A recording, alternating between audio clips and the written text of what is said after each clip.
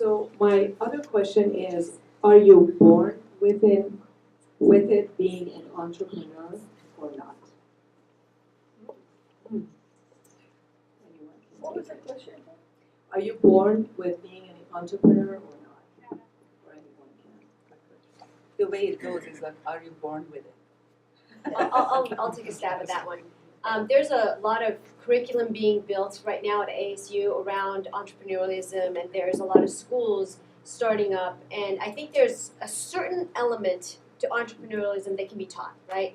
It's the mathematical parts of it, the more the tactile part.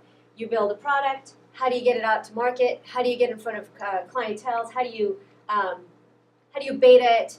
What are the numbers? You know, what KPIs should you be looking at? Key performance indicators should you be looking at in any business? That I think, yes, you can teach. Then we talk about the grit. Do you guys know what grit is? There's a lot of research right now on grit and how someone has the ability and the stamina to push themselves forward in life. And I think that part, grit, is hard to teach. How do you teach? How do you teach someone, well, if you fall down, just get up and do it again? Some people can do that. Some people just can't do that.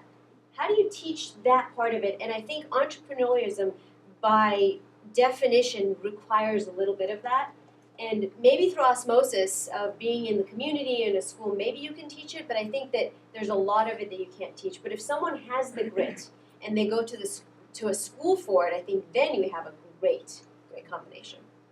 By the way, it's called Johare Vujud. Johare Vujud.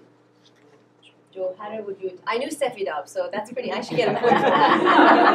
I still don't know that one. I'll show you, I got some at home. Me too, I'll give it. So in terms of whether entrepreneurship is something you're born with or you can develop, you can to an extent develop it. I think on a surface level, I don't know that that necessarily will make you a successful entrepreneur. You could be an entrepreneur, but there's a lot of failed entrepreneurs out there. In terms of being successful as an entrepreneur, I think that whole resilience, the grit, right? The being able to use the energy, the fuel, right? You're fueled by your desire, your passion to succeed. You're fueled by your desire and passion to make an impact. You're fueled by your obsession. I have an obsession with my idea. I do. And I will admit that. I am so in love with it, right? That I wake up in the middle of the night thinking about it and like go back to sleep. First thing in the morning, I want to jump out of bed and do my work because I absolutely love my life. I love my day. I love my work.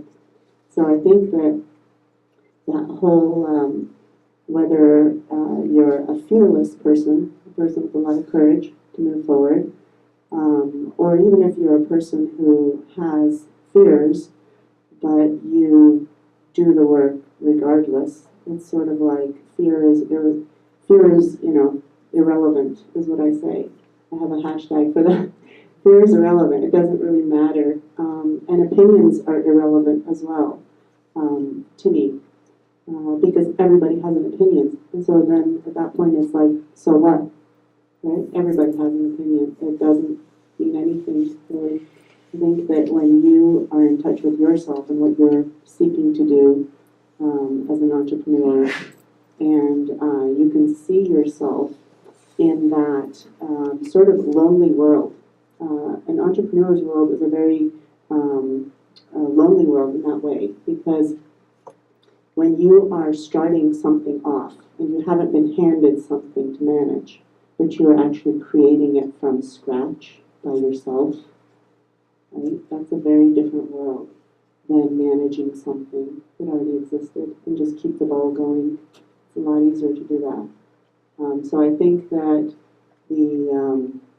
my answer to that would be entrepreneurship is more of an innate piece of you that you can then, with the tools and the classes and the different kinds of like additional bells and whistles, skill sets, that you might want to take on, like to learn about, profit and loss statements and all the other different pieces of it, you can become a more well-rounded entrepreneur in that way.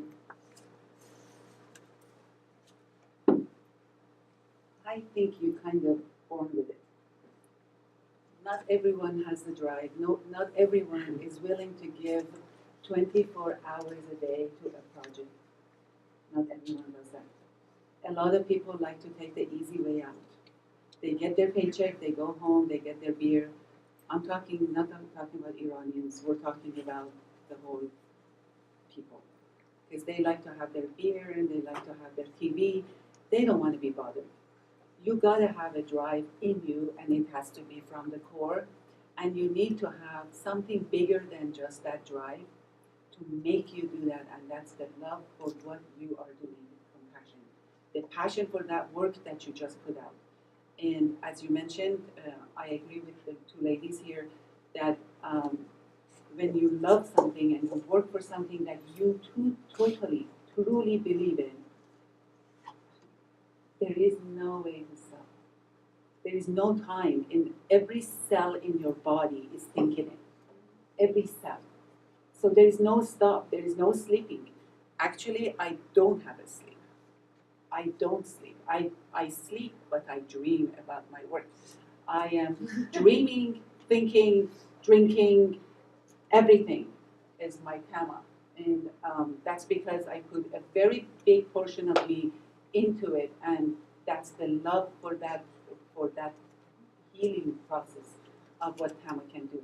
So that to me, am I answering the entrepreneur?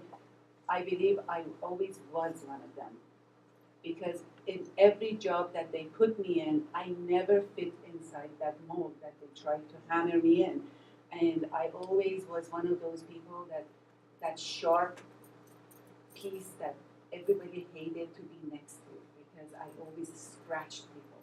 And when you have seriously, and they try to mash me into the little position, and seriously, that goes with everything. Everything in life shows it, because I am not your normal friend. I'm not your normal wife, and I'm not your normal mother. I am not. I can't. I'm not that kind of person. And if you want me to be that person, just don't waste your time, because it's not going to work. So I think you're born with it. Seriously, you're born with it. You're born with that kind of thing that you need to be creating something unique, and you need to be totally vesting yourself into it and make it happen. And whether you fail or not, it's totally irrelevant. I have a caveat I want to add. Sure. There's a theory I've been working on, and you guys are close Iranian community friends, and I wanted to share this with you. I feel like Iranians in the U.S. all are entrepreneurs. Mm-hmm. And I've been thinking about this a lot. Why are the generation of immigrants who, around the revolution, came here, why are they all so gritty and they're all successful in the typical ways of what we define success in? They're all doing amazing things. And then the newer generations of Persians, my son's age, they're not doing as much. And I really think it's because of the muhajirin. Muhajirat. I was trying to use a Farsi word. I was trying to Muhajirat is correct. muhajirat. that immigration, that to be a migrant and to go through that process. There's plenty of Persians in Iran, but we're all here for whatever reason, right? And then that process has not been easy. Even the ones who got on a plane and flew over, it's not an easy process, right? Like there's a lot. And I think the ones who have that fire to be like, I'm out, I'm leaving, that's why they're here. And I think that's why so many of us are truly entrepreneurs. And so that's my theory. I've been working on it on the side, but just thought I'd put it out there. Actually, Guy Kawasaki, if you're familiar with, which I assume you Oh are. yes, of course. So he says that if I'm looking to invest in a startup, I'm looking for it to see if they have first generation immigrants, because they are Yes. hungry. Yes. If they have come to the best world, with all the facilities available for startups, Right. so they have the drive. So that's Doesn't just apply to one the part of second it. generation. It's just immigration part of it, in my opinion. Yeah. But if you look at other cultures, right, outside of, I'm sorry, we deviated from script. If you look at other cultures, there's a lot of other ethnicities that are in the U.S. Not all of them are to the level of, now, not all Iranians are super successful, but Persians tend to be a little bit higher, right, than the average immigrants that come here. And I think there's a little bit more to it than just immigration, right? I've been thinking about it a lot because Jason Calacanis also does the same thing. When he's trying to invest in startups, one of his theories is that immigrants do better. And I think that they do. If you look at the super startups, they've all been started by immigrants, right? And so there's a theory definitely around this, and I'll talk to you more about it. I've got more ideas and more things that I think might be it. Can I add Yeah. something to that? Yeah. Oh. So, Not my panel.